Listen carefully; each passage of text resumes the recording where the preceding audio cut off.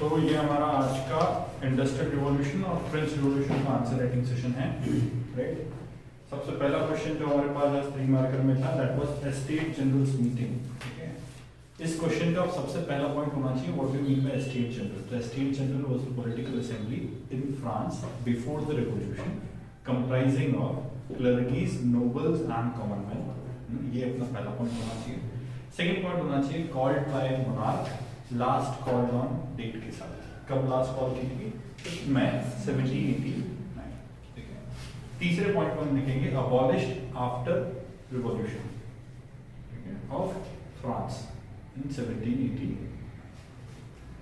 इसका पर्पस नहीं बताएंगे। पर्पस बता सकते हैं? पर्पस लिखेंगे, पर्पस में आप सामने लिखेंगे पर्पस में कि पर्पस ये था या फंक्शन क्या था स्टेट जनरल मीटिंग का, to take common decisions, to take decisions on important matters in France, mainly related to taxation.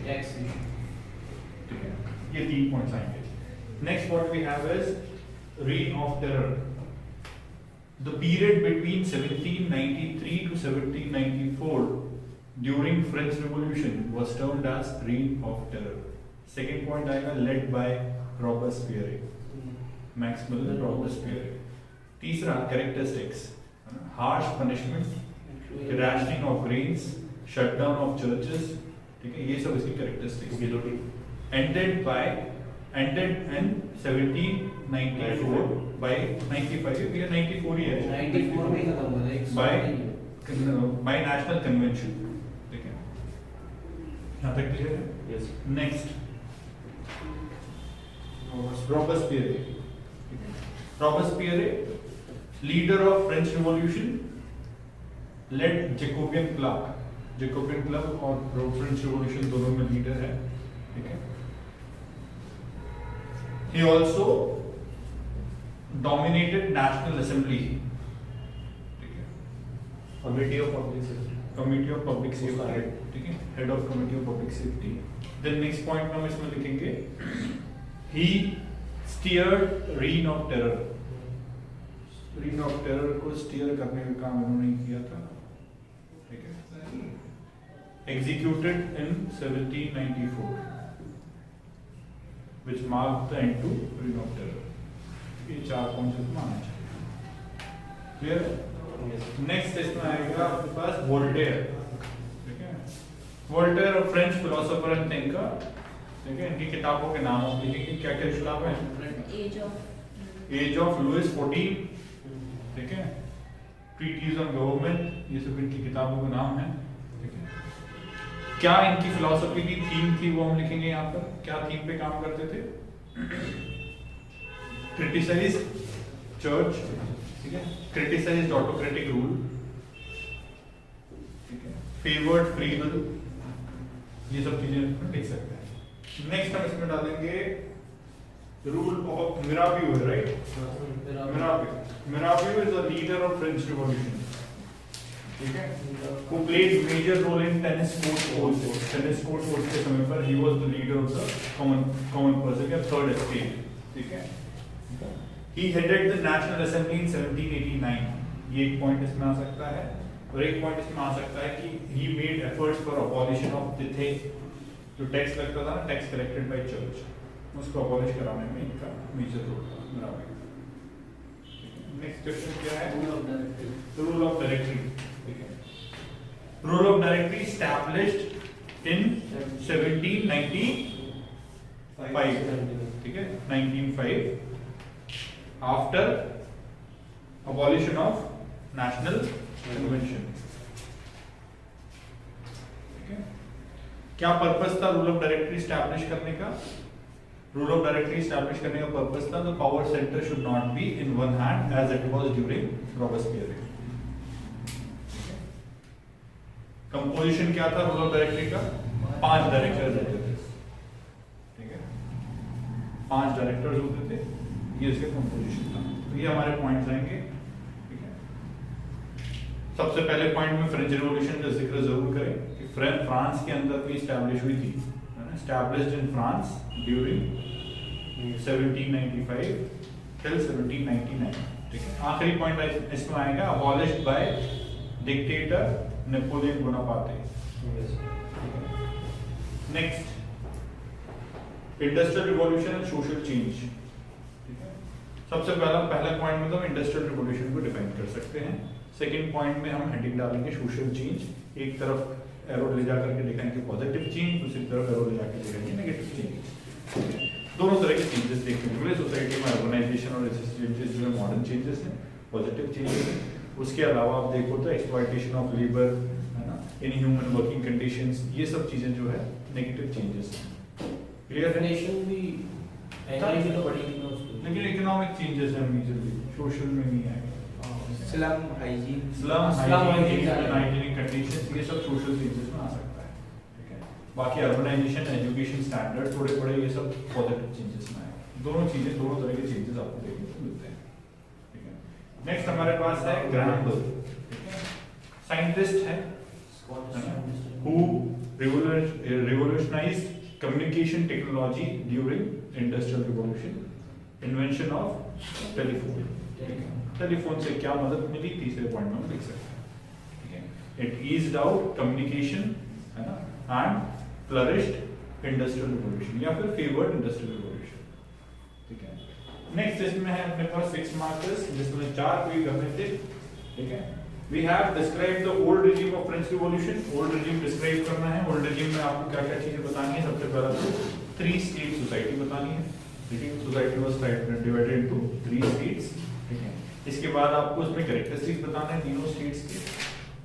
तीनों स्टेट को डिस्क्राइब करना है कि क्लर्कीज मतलब क्या, क्लर्कीज को क्या प्रिविलेज थे, सेकंड स्टेट को क्या प्रिविलेज थे, थर्ड स्टेट का क्या कंपोजिशन और क्या प्रिविलेजेस और क्या नुकसान थे। ठीक है, इसके बाद आप जनरल पॉइंट्स भी देंगे कैरेक्टरिस्टिक्स में। ठीक है, कैरेक्टरिस्टिक्स में आप देंगे ऑटोक्रेसी था इस समय पर।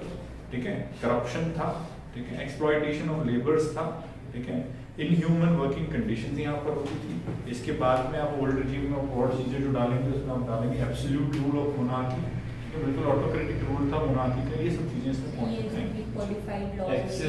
टैक्सेस बिल्कुल जितने अपने चीजें जो टैक्सेस वाली चीजें वो अपन ऑलरेडी ऊपर डाल चुके होंगे जब अपन तीनों स्टेट्स के बारे में बताएंगे। बाकी उसके अलावा जो तीनों स्टेट्स के अलावा जो चीज छूट गई वो नीचे एडमिनिस्ट्रेटिव जुडिशियरी थी नहीं, एडमिनिस्ट्रेशन करप्ट था, ये सब चीजें अपनी वहाँ पर आएगी जो हम कॉजेज में बेसिकली पढ़ते हैं। ठीक है, सोशल कंडीशन ये सारी इधर कॉपी पेस्ट मारनी है। ठीक है, नेक्स्ट है describe the role of philosophers in French revolution. ठीक है, फ्रेंच रिवॉल्यूशन में आपको पता होना चाहिए कुछ फेमस फिलोसोफर्स के नाम। 3 तो सबसे फेमस है जिसमें तो इनके बारे में तो आपको पता होना चाहिए, रूसो, मॉन्टेस्क्यू एंड वोल्टेयर के। इसके अलावा you can also mention John लोके, है ना, डिडरॉइट को भी मेंशन आप कर सकते हैं। 5 को मेंशन आप कर सकते हैं, इनके फेमस वर्क्स और इनकी थ्योरीज क्या क्या हैं। 5 नहीं याद आ रहा, 3 तो 3 तो करने ही हैं। These are all, these 3 philosophers are the jewels of French revolution. ठीक है, तो 3 रत्न है वहाँ के, ये तो मेंशन करने ही है। इसके अंदर मुझे शायद कुछ ज्यादा समझाने की आवश्यकता नहीं है, इनके 3 मार्कर्स में आपने ऑलरेडी प्रैक्टिस किया है। Next, difference between national convention and national assembly. ठीक है, तो नेशनल कन्वेंशन कब स्टैब्लिश हुआ था, नेशनल असेंबली कब स्टैब्लिश हुई थी, यहाँ से हम स्टार्ट करेंगे। ठीक है, नेशनल असेंबली स्टैब्लिश हुई थी 1789 में, नेशनल कन्वेंशन स्टैब्लिश हुआ था 1792 में। ठीक है, इसके बाद में we have constitution. National assembly का जो कॉन्स्टिट्यूशन आया था वो 1791 में आया था। ठीक है, कन्वेंशन का जो कॉन्स्टिट्यूशन आया था that came into force during 1792 till 1795, इस ड्यूरेशन में ये फोर्स में था। ठीक है, नेशनल असेंबली जो है वो कॉन्स्टिट्यूशनल मोनार्की पे काम करती थी। इसके बाद में नेशनल कन्वेंशन जो है वो कॉन्स्टिट्यूशनल रिपब्लिक पे काम करता था। Then we have law of clergy जो है उस समय पर रहता था, लेकिन इधर रिलीजन जो है वो कोई काम का नहीं होता था कन्वेंशन के समय, क्योंकि यहाँ पर रेन ऑफ टेरर चल रहा था जैसे कि हम जानते हैं। Then we have mixed economic concept during National Assembly period. National Convention के पीरियड में इकोनॉमिक रिफॉर्म्स जो है कम्युनिस्ट लाइन पे किए गए थे। Then we have gave human rights and civil rights to people during National Assembly, लेकिन ऐसे ही जो इंटरफेरेंस कर रहे थे स्टेट के साथ में, तो वैसे सारे राइट्स हमने नेशनल कन्वेंशन के अंदर में छीन लिए। ठीक है, फोर्सफुल वर्क भी कराया गया था। Next we have single legislative authority. ठीक है, ड्यूरिंग नेशनल असेंबली, और इधर बाइकैमरल स्ट्रक्चर था, लेजिस्लेटिव असेंबली और लेजिस्लेटिव काउंसिल दोनों काम करते थे अंडर नेशनल कन्वेंशन। ठीक है, तो ये 2 चीजें थी, दोनों के अलग अलग कॉन्स्टिट्यूशन थे, दोनों ने एस्टैब्लिश किए थे। इस तरीके से आप इसको डिफरेंशिएट कर सकते हैं। Next what we have is, क्या क्वेश्चन है भैया next? Scientific interventions that led to industrial revolution. Scientific interventions that led to industrial revolution. अब इसमें आपको अलग अलग सेक्टर्स में डिवाइड कर सकते हो, अलग अलग सेक्टर्स जैसे कि टेक्सटाइल सेक्टर में क्या इंटरवेंशंस हुए, एग्रीकल्चर सेक्टर में क्या इंटरवेंशंस हुए, कम्युनिकेशन टेक्नोलॉजी में क्या इंटरवेंशंस हुए, है ना, और ट्रांसपोर्ट टेक्नोलॉजी में क्या इंटरवेंशंस हुए, ठीक है। टेक्सटाइल में आपको स्पिनिंग व्हील, ठीक है, फ्लाइंग शटल, ठीक है, ये सब चीजें आपको इंक्लूड करनी है और इसके सामने इनके साइंटिस्ट का नाम लिखना और किस तरीके से इसने मदद किया वो लिखना है। पावर लूम भी आएगा इसी के अंदर, ठीक है। कम्युनिकेशन टेक्नोलॉजी के अंदर में आपको डालना है, ठीक है, रेडियो, टेलीग्राफ, टेलीफोन, ठीक है, और इसने किस तरीके से हमारे इंडस्ट्रियल रिवॉल्यूशन को ईज आउट किया, किसने बनाया, ठीक है, और किस तरीके से इसने ईज आउट किया, ये हमारा पॉइंट है। टेबुलर फॉर्म में लिखोगे तो बहुत अच्छा रहेगा। इसके बाद हम डालेंगे एग्रीकल्चर रिवॉल्यूशन। तो एग्रीकल्चर रिवॉल्यूशन में सीड ड्रिल्स आ गई थी, ठीक है, मॉडर्न टेक्नोलॉजी आ गई थी, हाई यील्ड वैरायटी सीड्स आने लगी थी इस समय पर, ठीक है। एक पीडीएफ मैंने ग्रुप पर शेयर करी और उसमें बिगिनिंग ऑफ इंडस्ट्रियल रिवॉल्यूशन लिखा है, उसके अंदर एग्रीकल्चर रिवॉल्यूशन का एक पूरा टॉपिक है। वहां पर ये सारे के सारे एग्रीकल्चर टेक्नोलॉजी में जितने भी चेंजेस आए उस समय पर वो सारे दिए हुए हैं, वो एक बार रीड आउट कर सकते हैं अगर अभी नहीं पढ़ा हो तो, ठीक है। नेक्स्ट है ट्रांसपोर्ट टेक्नोलॉजी। तो जेम्स वाट साहब स्टीम इंजन लेकर के आए थे, उन्होंने इंडस्ट्रीज को भी पावर करने का काम किया, साथ ही साथ रेलवे को भी पावर करने का काम किया। रेलवेज आ चुके थे, ठीक है। इसके बाद में हमारे पास रोड्स बनने लगे थे नए नए, जैसे मैकेडम रोड्स, ठीक है।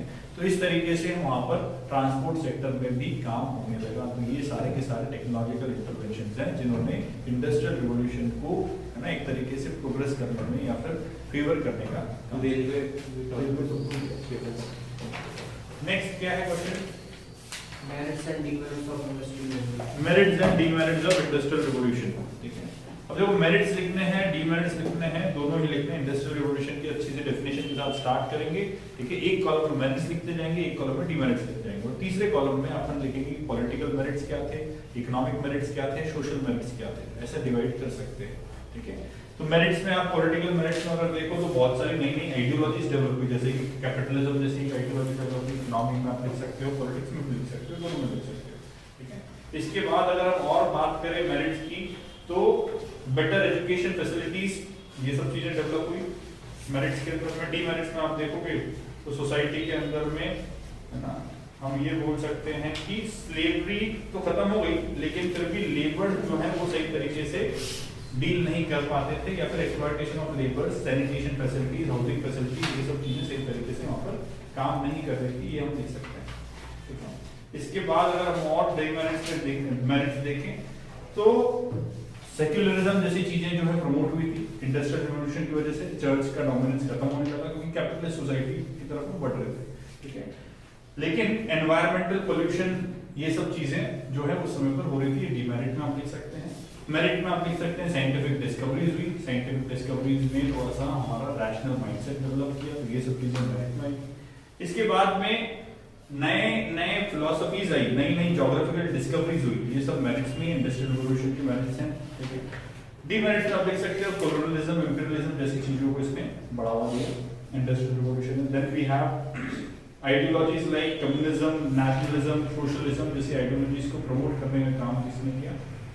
इंडस्ट्रियल रिवॉल्यूशन की मेरिट है, ठीक है। एक्सट्रीम कम्युनिज्म जैसा कि हमने चाइना में देखा, वो इसका डीमेरिट भी है इंडस्ट्रियल रिवॉल्यूशन का।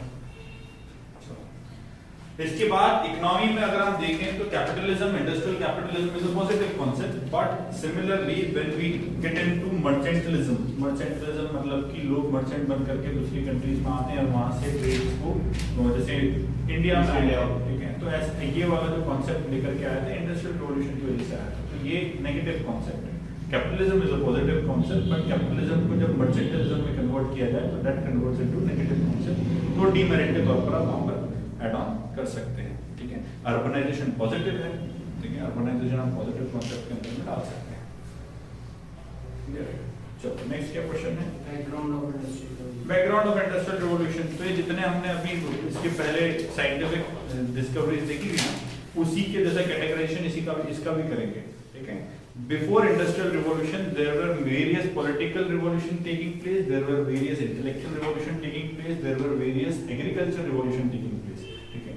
Industrial revolution एक दिन में build up नहीं हुआ था, धीरे धीरे बहुत सारे ऐसे बैकग्राउंड में इवेंट्स चल रहे थे, जैसे एग्रीकल्चर रिवॉल्यूशन की हम बात करें ताकि रॉ मटेरियल प्रोड्यूस हुआ बहुत तेज मात्रा में, साइंटिफिक रिवॉल्यूशन की हम बात करें जिसकी वजह से इस रॉ मटेरियल को कन्वर्ट करने के लिए ईज करने के लिए मशीनरीज डेवलप हुई, साइंटिफिक तरीके डेवलप हुए ताकि इंडस्ट्रियल रिवॉल्यूशन को सपोर्ट किया जाए। टेक्सटाइल रिवॉल्यूशन हम बोल सकते हैं कि अलग से रिवॉल्यूशन के तौर पर वहां पर डेवलप हो रहा था जिसकी वजह से और तेजी से ये सारी चीजें चल रही थी। पॉलिटिकल रिवॉल्यूशन हम डाल सकते हो, जैसे इंग्लैंड में वो पॉलिटिकल रिवॉल्यूशन जिसकी वजह से डेमोक्रेसी डेवलप हुई, कैपिटलिज्म जैसे कॉन्सेप्ट लेकर के आ पाए, है ना, फ्रांस में डेवलप हुआ, ठीक है। तो ये सब जितने भी आपके पॉलिटिकल रिवॉल्यूशन चल रहे थे, Renaissance itself is a background of industrial revolution, क्योंकि रेनेसा में जो फ्री थिंकिंग एनवायरनमेंट डेवलप हुआ उसी की वजह से सारी साइंटिफिक थिंकिंग और ये सारी चीजें डेवलप हो पाई, ठीक है। व्हेन वी स्टडी रेनेसा में जैसे लास्ट टाइम कल हमने कोई ऐसा क्वेश्चन आया नहीं सामने, लेकिन अगर अभी अपन एक क्वेश्चन डिस्कस करें रेनेसा के ऊपर, तो रेनेसा का अगर इम्पैक्ट पूछा जाए तो कंक्लूजन उसका बहुत अच्छा हम दे सकते हैं कि रेनेसा ने अलग अलग सेक्टर में इम्पैक्ट किया। इकोनॉमिक सेक्टर में अगर देखें तो industrial revolution is an impact of Renaissance, ठीक है।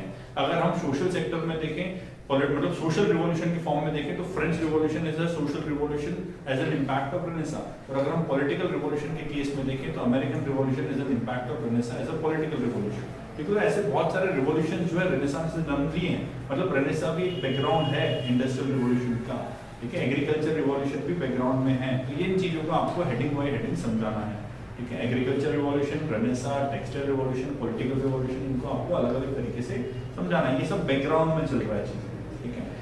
अब कितना खोलना है, इतना ही खोलें जितना कि क्वेश्चन में पूछा है। 6 नंबर में पूछा है, 100 शब्द लिखने हैं, एग्रीकल्चर खोल लो, टेक्सटाइल खोल लो, साइंटिफिक रिवॉल्यूशन खोल लो, मोर देन सफिशिएंट है, 100 खत्म हो जाएंगे, ठीक है। रेनेसा खोल लो जाओ। लेकिन अपने को 15 मार्कर में पूछ ले कि describe the background of industrial revolution, तो इन चीजों को खोलने के अलावा जो पॉलिटिकल रिवॉल्यूशंस खोलेंगे, सोशल रिवॉल्यूशन भी खोलेंगे, किस तरीके से इन चीजों ने सपोर्ट किया, कॉलोनियलिज्म भी खोलेंगे, किस तरीके कॉलोनियलिज्म ने भी सपोर्ट किया इंडस्ट्रियल रिवॉल्यूशन को। तो ये सब बैकग्राउंड वाली चीजें सारी की सारी अपन देते जाएंगे, ठीक है। अब देखो कुछ चीजें साइमल्टेनियसली चल रही थी, जैसे कॉलोनियलिज्म, इंपीरियलिज्म साइमल्टेनियसली डेवलप हो, लेकिन इसके पहले जो डेवलप हो बैकग्राउंड की चीजें। लेकिन जब हमको 15 मार्कर में पूछा है तो हमारे पास कुछ कंटेंट कम पड़ेगा, तो हम कॉलोनियलिज्म, इंपीरियलिज्म को भी उसके साथ में जोड़ते हुए चलेंगे कि हाँ ये भी कहीं ना कहीं इंडस्ट्रियल रिवॉल्यूशन को सपोर्ट कर रहे हैं, ठीक है। एक क्वेश्चन ये भी बनता है यहाँ से कि describe the causes of industrial revolution, कोई अलग से कॉजेज नहीं है, यही सब जो फैक्टर्स हैं these all led to industrial revolution. तो जब कॉजेज वाला क्वेश्चन भी आए तो भी आप उसमें ये कंटेंट भर सकते हैं, बस थोड़ा सा तरीका इंट्रोडक्शन देने का चेंज हो जाएगा, बाकी सब चीजें हो जाएगी। तो अलग से कोई कॉजेज है क्या? नहीं है। यही सब चीजें एग्रीकल्चर है ना, साइंटिफिक डिस्कवरीज, यही सारे जो हैं these all discoveries led to industrial revolution. Geographical discoveries बोल लो, साइंटिफिक डिस्कवरीज, इन्वेंशंस बोल लो, एग्रीकल्चर में जो रिफॉर्म्स हुए वो बोल लो, ठीक है। नेक्स्ट क्या क्वेश्चन है? सर उसके बाद इंडस्ट्रियल रिवॉल्यूशन इंग्लैंड में, इंडस्ट्रियल रिवॉल्यूशन इंग्लैंड, देखो इंग्लैंड में स्टार्ट होने के पीछे कुछ मेजर चीजें हैं। सबसे पहला तो इंग्लैंड की ज्योग्राफिकल कंडीशन। इंग्लैंड की अगर ज्योग्राफिकल कंडीशन देखो तो वो एक पोर्ट एरिया है, ठीक है, बहुत सारा पोर्ट एरिया आसपास, और वहां पर ऑल टाइम पोर्ट है, डीप सी पोर्ट्स हैं, ठीक है। वेस्टर्न साइड ऑफ ब्रिटेन अगर हम देखें तो that is deep sea port familiar area, जहां पर डीप सी पोर्ट्स हो सकते हैं, इसलिए एक तो ट्रांसपोर्ट आसान हो सकता था वहां से। Second, Britain had a strong naval force. Strong navy होने की वजह से ब्रिटेन के पास में एक अच्छा मतलब एक तरीके से बोल सकते हैं अच्छा ग्राउंड था कि वो अपने शिप्स को सब जगह ट्रांसपोर्ट करवा सके, because he had a strong navy to protect his merchant ships, ठीक है। इसके बाद ब्रिटेन के पास में कॉलोनीज थी जो कि उसको रॉ मटेरियल भी देती थी और जो कि उसको मार्केट भी देती थी, दोनों चीजें देती थी, इसलिए भी ब्रिटेन एक फील्ड, ठीक है। और इकोनॉमिक कॉजेज आपको डालने हैं, ठीक है। पॉलिटिकल, सोशल, इकोनॉमिक कुछ है बीच में बंद हो गया, क्यों? ठीक है, तो उसमें क्या है, आपको पॉलिटिकल कॉजेज डालने हैं, सोशल कॉजेज डालने हैं, इकोनॉमिक कॉजेज डालने हैं, सब चीजें आपको डालनी है। पॉलिटिकल कॉजेज में आपको डालना है एब्सोल्यूट मोनार्की है, ठीक है। पॉलिटिकल कॉजेज में आप डाल सकते हो करप्ट एडमिनिस्ट्रेशन था उस समय पे, ठीक है। आप लुइस 14 का स्टेटमेंट कोट कर सकते हो कि आई एम द स्टेट, जैसे उनके स्टेटमेंट्स थे, ठीक है। लुइस 16 के अपने स्टेटमेंट्स थे कुछ उल्टे सीधे से टांग से, मैरी एंटोनेट को यही पता नहीं था कि मतलब जनता के साथ लिंक ही नहीं था, उनका कहना ये था कि ब्रेड नहीं है तो लोग केक खा सकते हैं, ठीक है। तो मतलब they did the politics of the period was not connected with the masses of the France, ठीक है, फ्रेंच पीपल। तो ये कारण था पॉलिटिकल कारण। सोशल कारण थे फ्यूडलिज्म जैसे कि समस्याएं थी। Third state was overburden, third state was exploited, ठीक है, ये सब चीजें।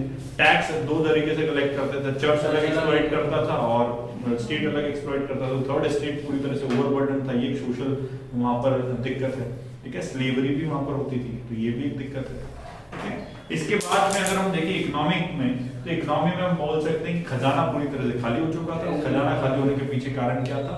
खजाना खाली होने के पीछे कारण था अमेरिकन वॉर में इन्वेस्टमेंट, ठीक है, 7 ईयर वॉर्स में इन्वेस्टमेंट, ठीक है, पैलेस ऑफ वर्सलीज बनवा लिया। ये सब चीजें जो थी खजाना खाली होने के पीछे के कारण थे। और खजाना अगर खाली है तो ना आर्मी को सपोर्ट कर सकते हैं, ना वेलफेयर प्रोग्राम चला सकते हैं, जनता तो विद्रोह करेगी, ठीक है। टैक्सेशन जो है वो अनइवन टैक्सेशन था, इसकी वजह से भी इकोनॉमी में अपन देखते हैं कि एक वर्ग जो है नाराज था, खासकर मिडिल क्लास सोसाइटी। इसके बाद एक पॉजिटिव चीज भी है कि रेनेसां होने की वजह से एक अलग से एक वर्ग बन चुका था जिसको बोलते हैं बोर्गीस या हिंदी में बोलते हैं बुर्जुआ, ठीक है। वो इकोनॉमिकली प्रॉस्परस था लेकिन सोशली उसका स्टेटस नीचे था, है ना। और ये वर्ग बनने की वजह से एक फेवरेबल कंडीशन डेवलप हुई कि there was someone who can lead the revolution and who can fund the revolution, क्योंकि हर रिवॉल्यूशन को पैसे की जरूरत होती है और पैसा देने के लिए बोर्गीज आगे आने चालू हो गए क्योंकि उनके पास में पैसा भी था, इकोनॉमिकली प्रॉस्पर हो चुके थे। तो ये भी इकोनॉमिक रीजन यहाँ पर बनता है, ठीक है। ये रीजंस लिखेंगे, इसके बाद कोड्स लिखेंगे। कोड्स को आपको अलग अलग स्टेजेस में डिवाइड करना है, ठीक है। पहला स्टेज आपको लिखना है नेशनल असेंबली का स्टेज कि 1789 में स्टेट जनरल्स की मीटिंग फील्ड होने तक की नेशनल असेंबली एस्टैब्लिश होने तक। इसके बाद फॉल ऑफ नेशनल असेंबली से लेकर के एस्टैब्लिशमेंट ऑफ नेशनल कन्वेंशन। तीसरा स्टेज रीन ऑफ टेरर का, ठीक है। रीन ऑफ टेरर जो है वो एक तीसरा स्टेज है। उसके बाद चौथा स्टेज रूल ऑफ डायरेक्टरी, ठीक है। तो ये 4 स्टेजेस में बांट करके आपको क्या लिखना है? स्टेजेस या कोड्स ऑफ द रिवॉल्यूशन। इसके अंदर क्या क्या चीजें हुई वो आपको डालना है। जैसे कि नेशनल असेंबली अपना कॉन्स्टिट्यूशन लेके आए तो उस कॉन्स्टिट्यूशन के बारे में थोड़ा सा ब्रीफ करेंगे, ठीक है। फ्लो चार्ट में लिखेंगे पूरा आंसर। इसके बाद में नेशनल कन्वेंशन के समय पर जो कॉन्स्टिट्यूशन आया उसको आप ब्रीफ करेंगे। डायरेक्टरी के समय पर जो चीजें हुई वो डायरेक्टरी के समय ब्रीफ करेंगे, ठीक है। रीन ऑफ टेरर में क्या क्या कैरेक्टरिस्टिक, जैसे अपन ने रीन ऑफ टेरर डिस्कस किया 3 मार्कर में, ठीक है। तो इस तरीके से क्या क्या कैरेक्टरिस्टिक रीन ऑफ टेरर की थी उसको डिस्कस करेंगे, ठीक है। तो ऐसा फ्लो चार्ट में चलेगा। कुछ इंपॉर्टेंट इवेंट्स जो है उसको नहीं भूलिएगा। टेनिस कोर्ट ओथ को नहीं भूलना है, फॉल ऑफ बेस्टाइल को नहीं भूलना है, ठीक है। बेस्टाइल एक सिटी थी ना वहां पर, उसका जो खत्म किया था उस समय पर, उसको नहीं भूलना है, ठीक है। तो ये इंपॉर्टेंट इवेंट्स उनके ईयर के सामने लिखते जाना है। हेडिंग्स 4 बनेगी, ठीक है, 4 फेजेस में, लेकिन उसके अंदर जो इंपॉर्टेंट चीजें हैं उसको सब हेडिंग्स के फॉर्म में एड्रेस करना ही करना है। कीवर्ड्स अगर मिले आंसर के अंदर अंडरलाइन करे हुए तो एग्जामिनर अंदर की तरफ नहीं देखेगा, कीवर्ड्स देख करके आपको नंबर दी जाएगा। लेकिन फ्लो चार्ट में और अच्छे तरह प्रेजेंटेशन करोगे तो, ठीक है। इसके बाद इंपैक्ट्स, ठीक है, यही पूछा ना, इंपैक्ट पूछा ना। इंपैक्ट एक तो अपन फ्रांस के अंदर क्या इंपैक्ट हुआ, फ्यूडलिज्म खत्म हुआ, ठीक है। आइडियल्स लेकर के आए, लिबर्टी, इक्वालिटी, फ्रेटर्निटी के आइडियल्स डेवलप किए, ऑटोक्रेसी खत्म हुई वहां पर, ठीक है। टैक्सेशन सिस्टम इवन हुआ। ये सब चीजें जो हम बोल सकते हैं कि फ्रांस के अंदर की इंपैक्ट है। लोगों को सिविल अधिकार मिले, लोगों को अधिकार सारे तरीके के मिले, लिबर्टी मिली वहां पर, तो ये वहां के अंदर के लोगों के लिए इंपैक्ट है। यूरोप के लिए क्या इंपैक्ट पड़ा कि नेशनलिज्म की भावना, जैसे यूनिफिकेशन ऑफ जर्मनी हुआ, ठीक है, यूनिफिकेशन ऑफ इटली हुआ। ये क्यों हुआ? Because of French revolution. यहाँ से जो आइडियल्स आए, यहाँ से जो भावना स्प्रेड हुई नेशनलिज्म की, ठीक है, रैशनलिज्म की, ये सब चीजें आ सकती हैं। वन लैंग्वेज वन करेंसी वाला सिस्टम, हाँ, ये नेशनलिज्म की वजह से ही है, ठीक है। इसके बाद में हम यहाँ पर और चीजें जो डाल सकते हैं कि इंडिया पे क्या इंपैक्ट पड़ा। तो इंडिया पे आप बोल सकते हैं कि इंडिया में हमने देखा कि हमारे यहाँ पर बहुत सारे लोग जो हैं जैकोबियन क्लब जैसे क्लब से इंस्पायर्ड थे। जैसे कि आपने देख टीपू सुल्तान देखो, ठीक है, राजा राम मोहन रॉय को देखो, ठीक है। तो उनके आइडियल्स उन्होंने यहाँ पे कॉपी करे। उसके बाद हमारे संविधान में सीधे सीधे जो है फ्रेंच रिवॉल्यूशन के जो आइडियल्स हैं उनको कॉपी पेस्ट किया गया। तो लिबर्टी, इक्वालिटी, फ्रेटर्निटी के कॉन्सेप्ट में हमने वहां से लिए।